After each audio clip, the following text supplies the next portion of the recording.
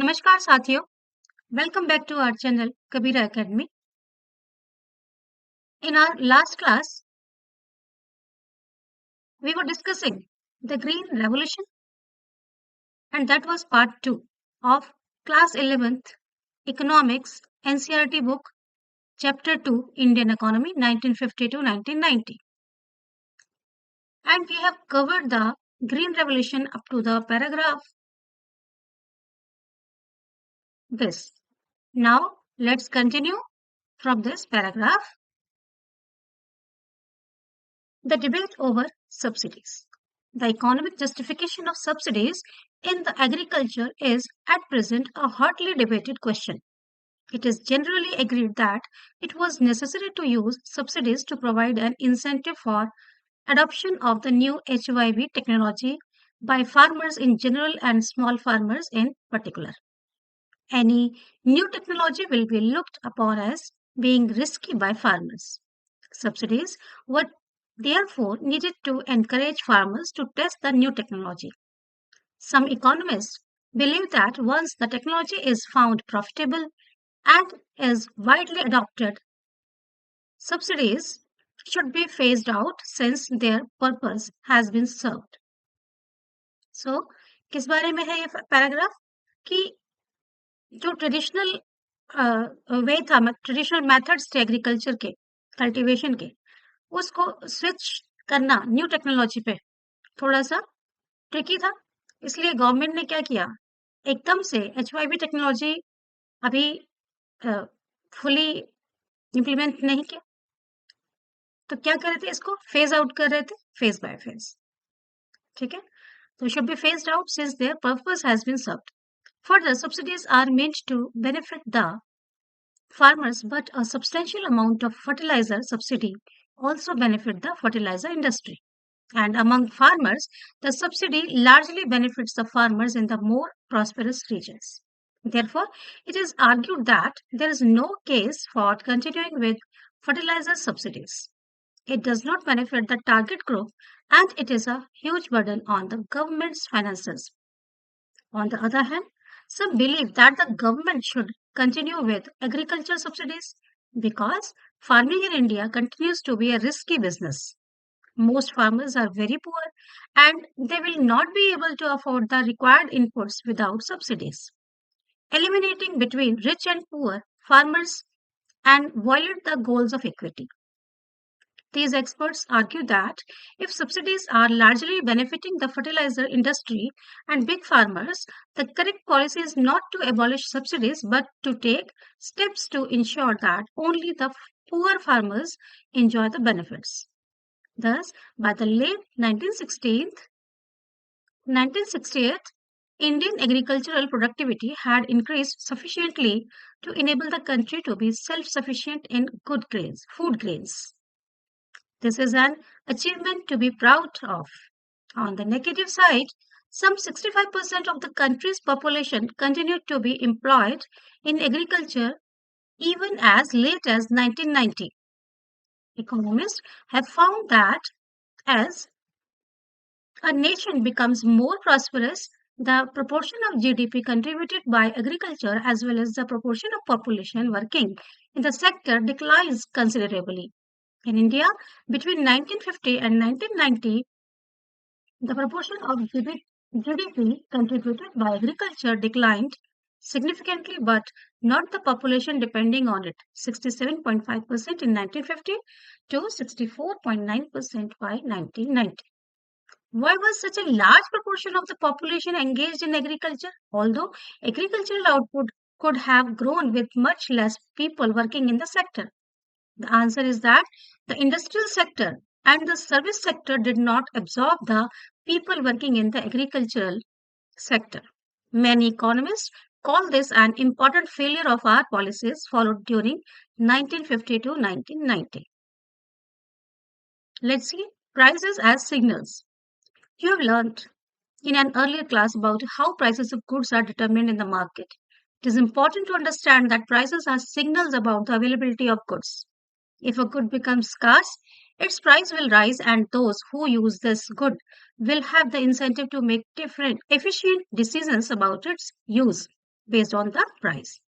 If the price of water goes up because of lower supply, people will have the incentive to use it with greater care. For example, they may stop watering the garden to conserve water.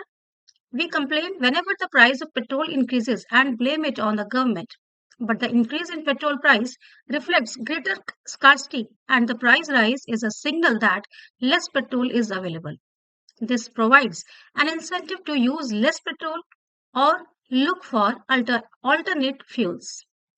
Some economists point out that subsidies do not allow prices to indicate the supply of a good when electricity and water are provided at a subsidized rate or free. They will be used wastefully without any concern for their scarcity. Farmers will cultivate water intensive crops if water is supplied free, although the water resources in that region may be scarce, and such crops will further deplete the already scarce resources. If water is priced to reflect scarcity, farmers will cultivate crops suitable to the region. Fertilizers and pesticide subsidies result in overuse of resources which can be harmful to the environment. Subsidies provide an incentive for wasteful use of resources. Think about subsidies in terms of incentives and ask yourself whether it is wise from the economic viewpoint to provide the free electricity to farmers. So, consider these points. Now, next heading is industry and trade. Economists have found that poor nations can progress only if they have a good industrial sector. Industry provides employment which is more stable than the employment in agriculture. It promotes modernization and overall prosperity. It is for this reason that the 5-year plans placed a lot of emphasis on industrial development. You might have studied in the previous chapter that at the time of independence, the variety of industries was very narrow, largely confined to the cotton, textiles, and jute. There were two well managed iron and steel firms, one in Jamshedpur and the other in Kolkata. But obviously, we needed to expand the industrial base with a variety of industries if the economy was to grow. Let's move on next. Public and private sectors in Indian industrial development. The big question facing the policymakers was what should be the role of the government and the private sector in industrial development? At the time of independence, Indian industrialists did not have the capital to undertake investment in industrial ventures required for the development of Indian economy.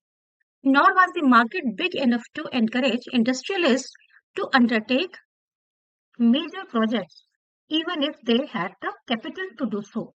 It is principally for these reasons that the erstwhile governments had to play an extensive role in promoting the industrial sector. In addition, the decision to develop the Indian economy on socialist lines led to the policy of the government controlling the commanding heights of the economy. As the second 5-year plan put it, this meant that the government would have complete control of those industries that were vital for the economy. The policies of the private sector would have to be complementary to those of the public sector, with the public sector leading the way. Industrial Policy Resolution 1956, IPR 1956. In accordance with the goal of the state controlling the commanding heights of the economy, the Industrial Policy Resolution of the 1956 was adopted. This resolution formed the basis of the second 5-year plan. The plan, which tried to build the basis for a socialist pattern of society. This resolution classified industries into 3 categories. The first category comprised industries which would be exclusively owned by the government. The second category consisted of industries in which the private sector could supplement the efforts of the public sector, with the government taking the sole responsibility for starting new units. The third category consists of the remaining industries which were to be in the private sector.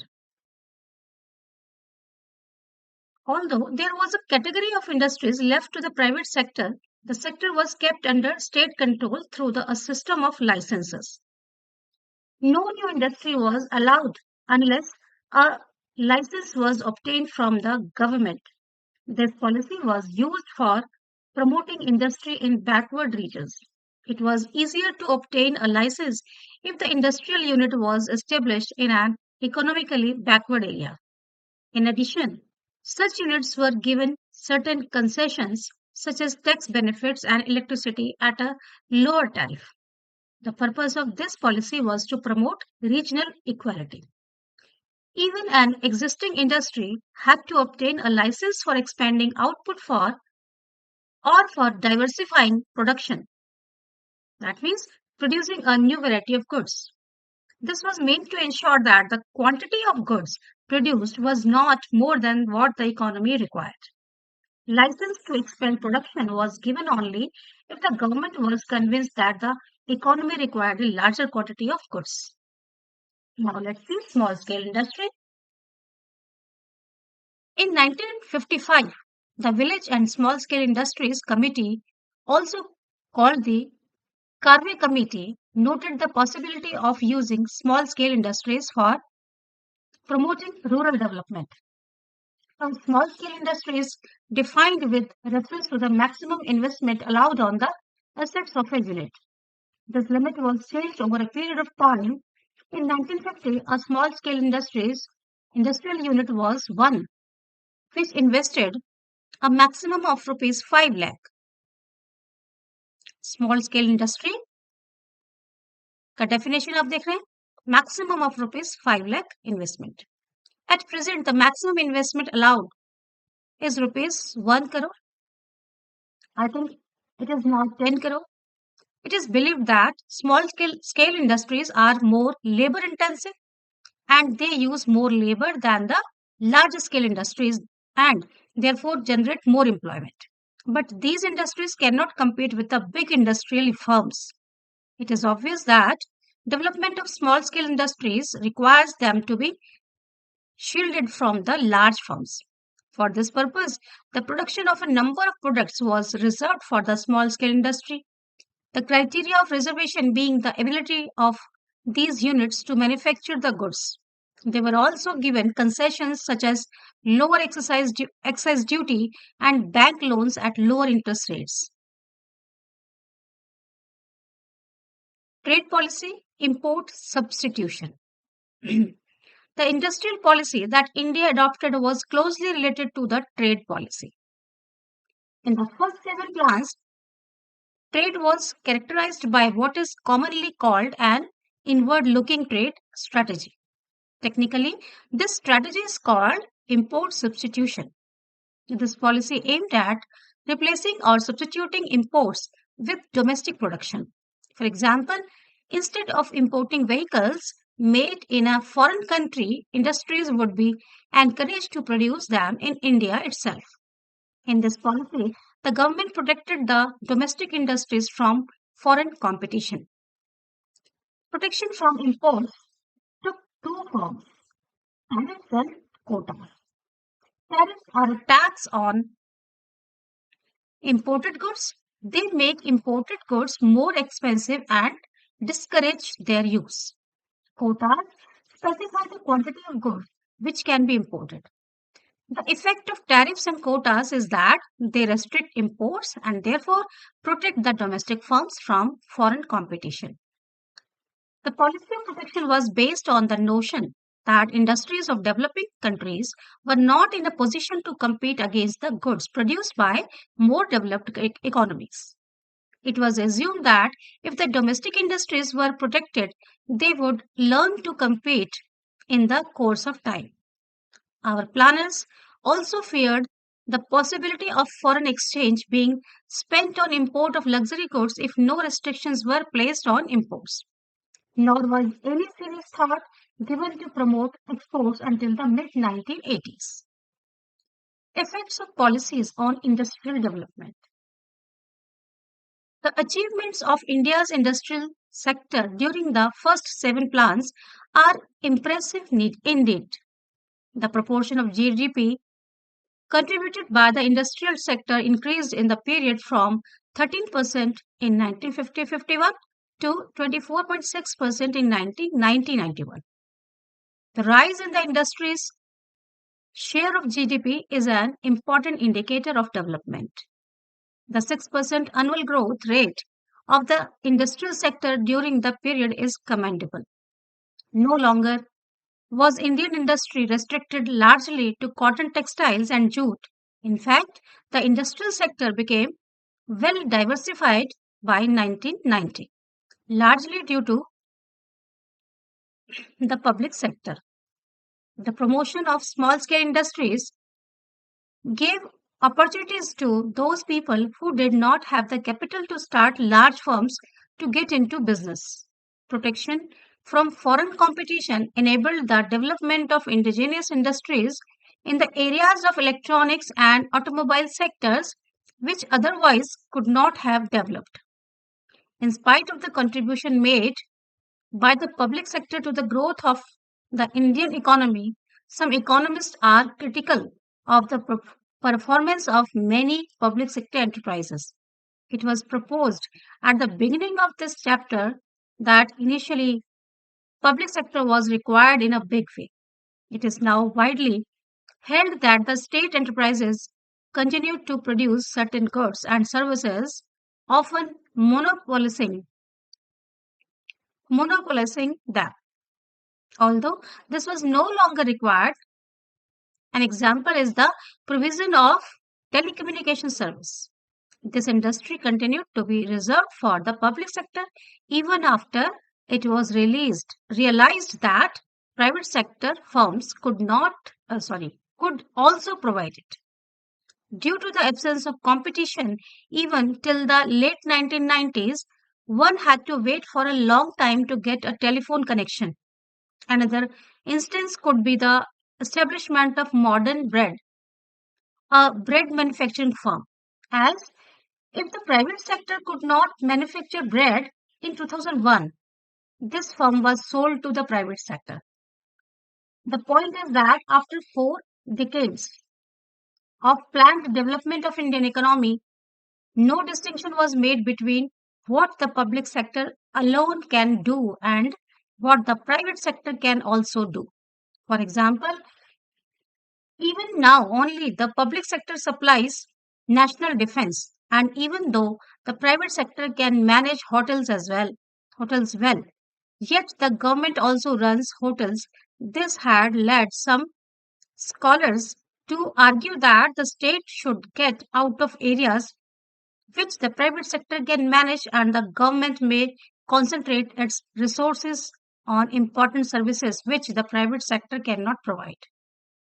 Many public sector firms incurred huge losses but continued to function because it is difficult to close a government undertaking even if it is a drain on the nation's limited resources. This does not mean that private firms are always profitable. Indeed, quite a few of the public sector firms were originally private firms which were on the verge of the closure due to losses. They were then nationalized to protect the jobs of the workers. However, a loss-making private firm will not waste resources by being kept running despite the losses. The need to obtain a license to start an industry was misused by industrial houses. A big industrialist would get a license not for starting a new firm but to prevent competitors from starting new firms. The excessive regulation of what come to be called the permit license Raj prevented certain firms from becoming more efficient. More time was spent by industrialists in trying to obtain license or lobby with the concerned ministries rather than on thinking about how to improve their produce or products. The protection from foreign competition was also being criticized on the ground that it continued even after it proved to do more harm than good. Due to restrictions on imports, the Indian consumers had to purchase whatever the Indian producers produced. The producers were aware that they had a captive market, So they had no incentive to improve the quality of their goods. Why should they think of improving quality when they could sell low quality items at a high price? Competition for imports forces our producers to be more efficient. A few economists also point out that the public sector is not meant for earning profits but to promote the welfare of the nation. The public sector firms on this view should be evaluated on the basis of the extent to which they contribute to the welfare of people and not on the profits they earn.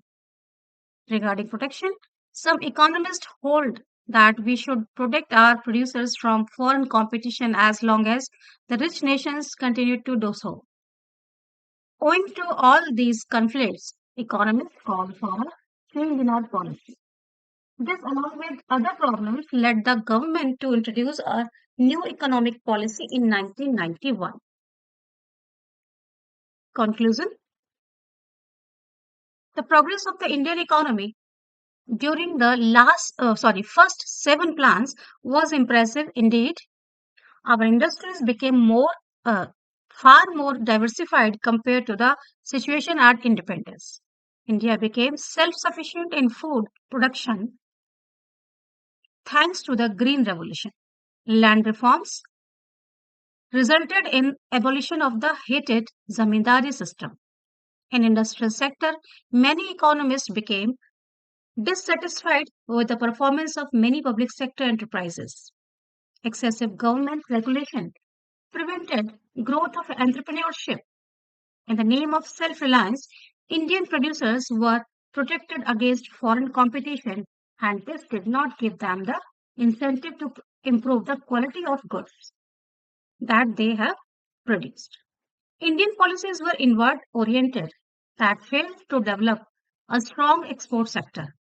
The need for reform of economic policy was widely felt in the context of changing global economic scenario, and a new economic policy was initiated in 1991 to make Indian economy more efficient. This is the subject of the next chapter. So you can guess our next chapter's topic.